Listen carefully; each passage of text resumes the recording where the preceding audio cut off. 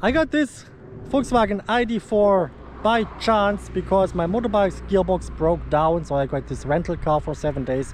I'm driving it 3 days now and I'm already a little bit in love with it.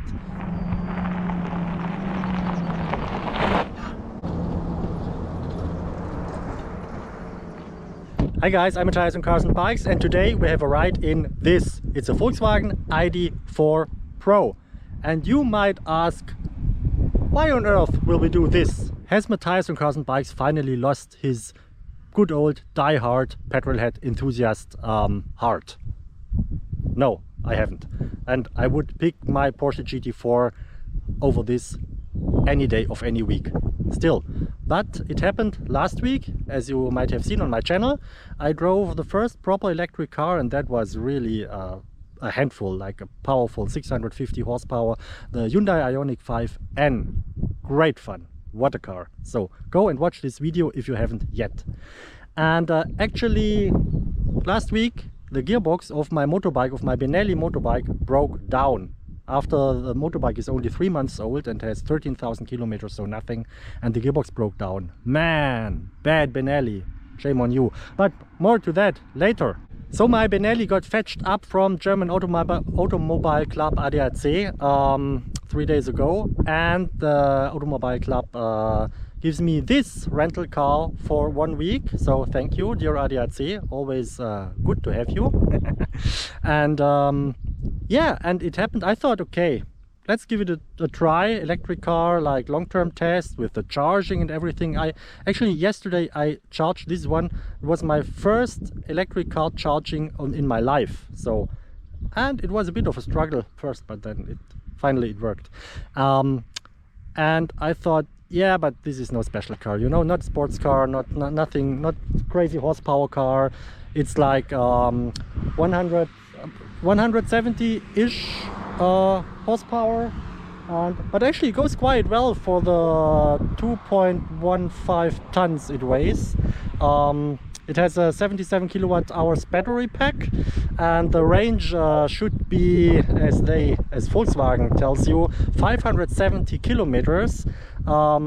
And I'm pretty sure after 3 days of driving this car that most people can manage actually a real 450 to 500 kilometers range in this car. I think so. My driving, when I just drive normal, the country roads, the twisties, I have a consumption of about 25 kilowatt hours, so I have a range of about 300 kilometers in this car realistically, but which is not bad at all. And yeah, and I like the looks of the car.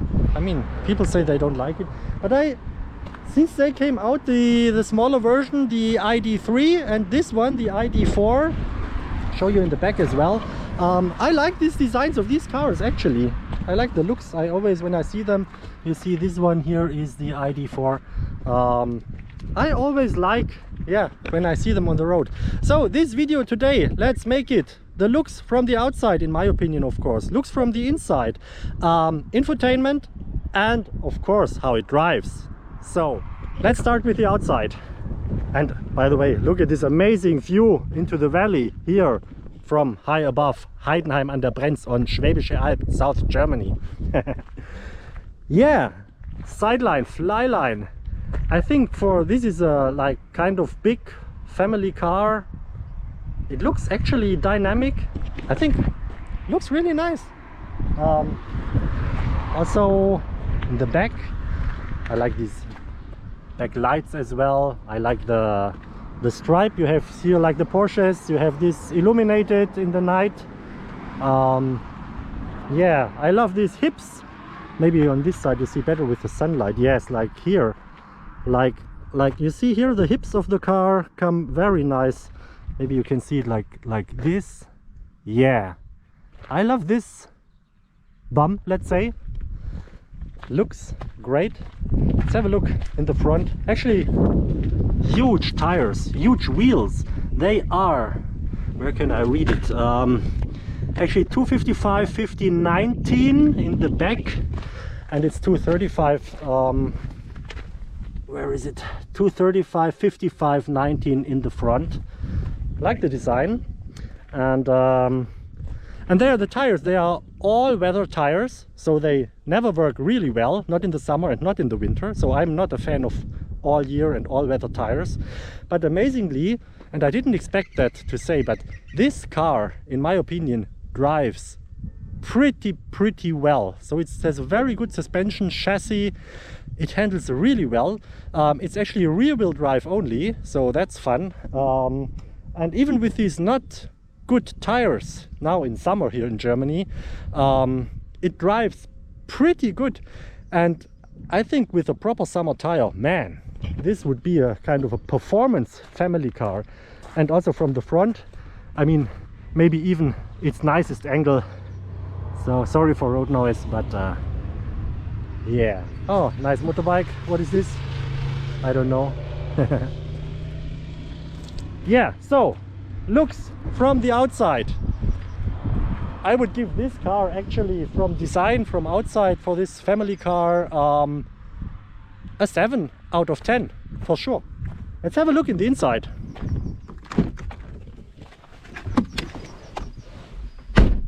So hello, comes to life here, does it?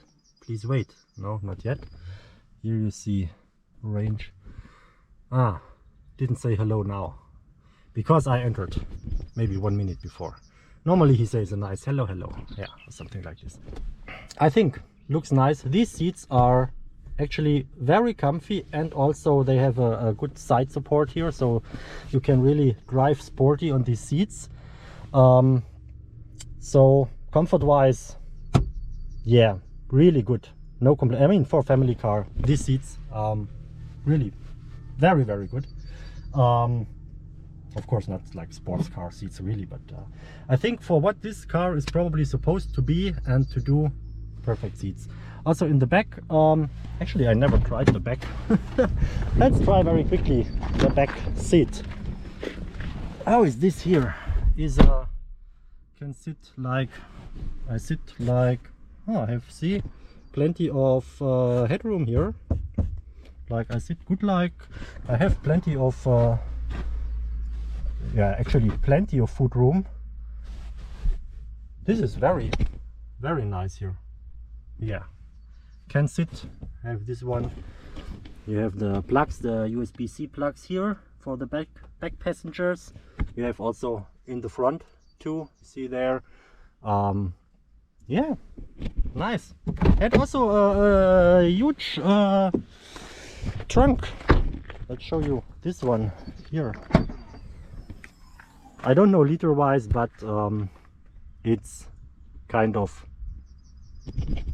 very big enough for most of us, I'm sure. So, but yeah, it looks, in my opinion, not so bad. And also this one is very small here.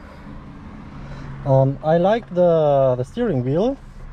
I don't like how they did these buttons here. What is this guy doing? Crazy horny, huh? Horny guy. They are not done very well. More of that in the infotainment thing. But like the optics of this small thing here, also this, how you put the drive in drive and neutral and rear on this here, it's actually, when you sit like this, you cannot see it because it's behind the steering wheel, which is not a problem, because if you drive the car not the very first time but the second time, you know already that it's just there, and you know it's just in drive and in rear and in park. And so I think this is actually a good idea to hide it for the driver behind the steering wheel, so you don't really need to see it, and it's for your hand. It's actually in a comfy, in a very good position here, so we like this. So for the interior, like design wise, I would rate this maybe a 6, a solid 6 out of 10. Yes, let's go with 6 out of 10. Now let's check the infotainment. So actually this is my biggest disappointment of this car. I hope you can see like this. Actually this button here, I didn't know this by first time. There you go into all the apps, let's say, but actually not, is something in between, and then you go into all the apps, and there we go. And yeah, this is so far so good. For me, the probably most annoying thing, and actually really dangerous, is the lane assist. The lane assist, which actually when you're driving does a pretty good job. It really works very good. It also makes a pretty strong impact on the steering wheel when you when you want to lose the lane, so to say. But for ambitious driving, sporty driving on a twisty road, you don't want this lane assist to interfere with your driving, and you really want it off. So I want this assistant off 99% of my driving time. So I would just put it on very long journeys, on highway drives, which I normally don't do. And when I get exhausted, when I get tired maybe, then I think it will really help a lot, and then I would engage it.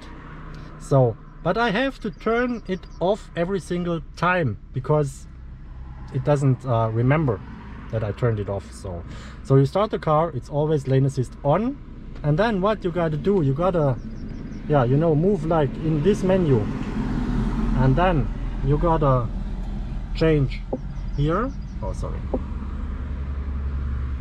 like this, and then you go to assist. So this was already 2 clicks.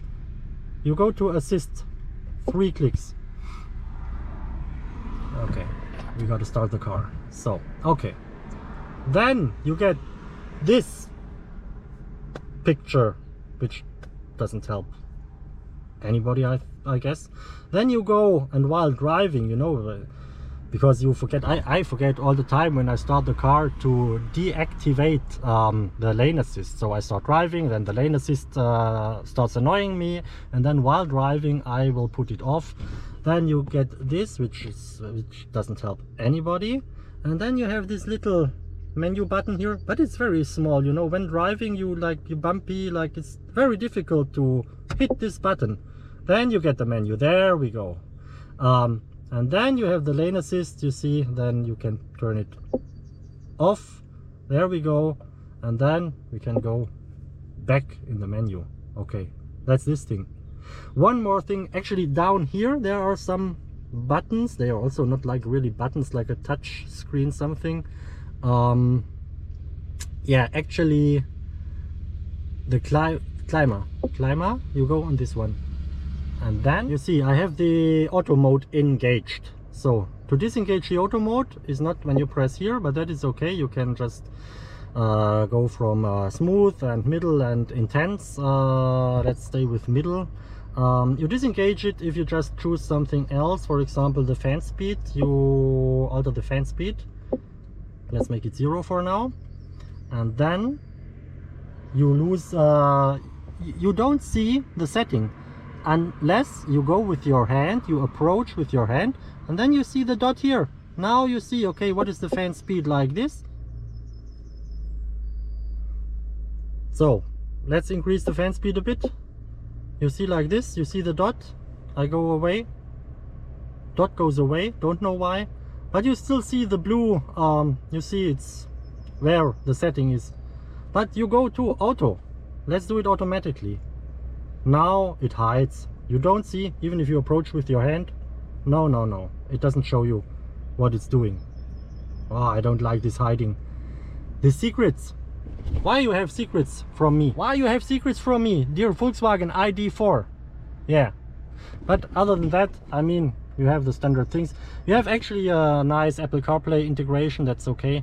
Which I find pretty annoying here is I got my charging cable for the iPhone here, and down there's an inductive charging place, which I found okay, first of all, but I don't like really these inductive chargers because they charge slow, and actually my phones always get a lot of heat. They get really hot.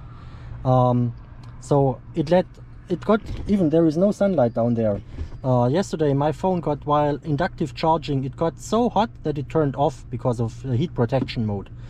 So, and I thought it would be wise, because I have always actually the cable in the phone, that when the cable is attached for charging, that you disengage the inductive charging here, but they don't do that automatically. So, and this actually is the best place to put the mobile phone.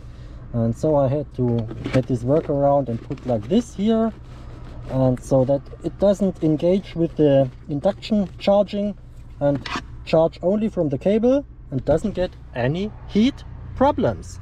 So this is not a good thing, dear Volkswagen. I think so. Okay, you see, I'm not the biggest fan of this infotainment system here in the Volkswagen ID.4, and this might be one of the reasons that just this week got announced that Volkswagen made a joint venture with Rivian, automobile maker in the US, to make better infotainment systems. So good luck, I think it's needed.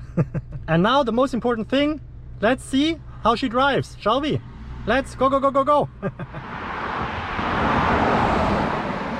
Okay guys, 2 kilometers of twisties ahead. This is one of my favorite twisty roads here on Schwäbische Alb, Heubacher Steige. And wow, yeah, this car, rear-wheel drive only, 170 horses to the rear, and a really, I mean, for a family car, again, very entertaining chassis and suspension. And probably my biggest complaint about this setup is that you cannot turn off the ESP. So, but it's a very good done ESP. So you can have in every corner a nice little drift. It's possible, and then it takes the brake a little bit, but it opens again very quickly. So you can really play with the car, really have fun. And it really, the front axle is so good. The front is really hooked down. So, and again, these are all season, all weather tires equipped right now here on this rental car I have. So actually bad tires, but still the car handles amazingly well. I wonder how this would do on a nice Pirelli P0 or even in a Michelin Pilot Sport 4S. Man, amazing, great stuff. And let's try go down this nice road. Let's go, go, go, go, go, go.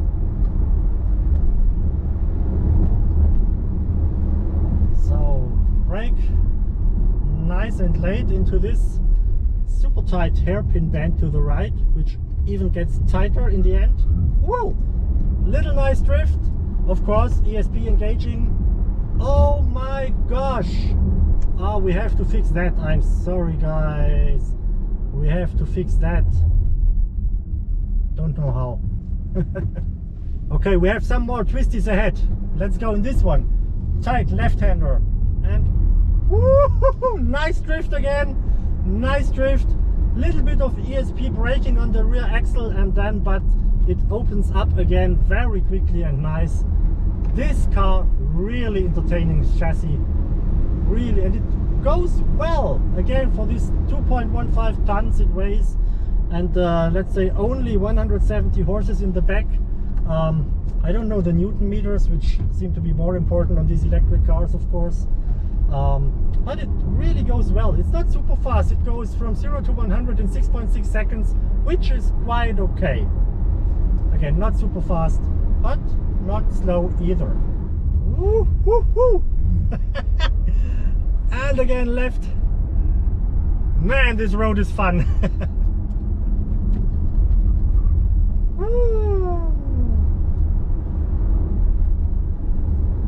And super tight right-hander uphill here. Go tight, tight, tight, and go, go, go.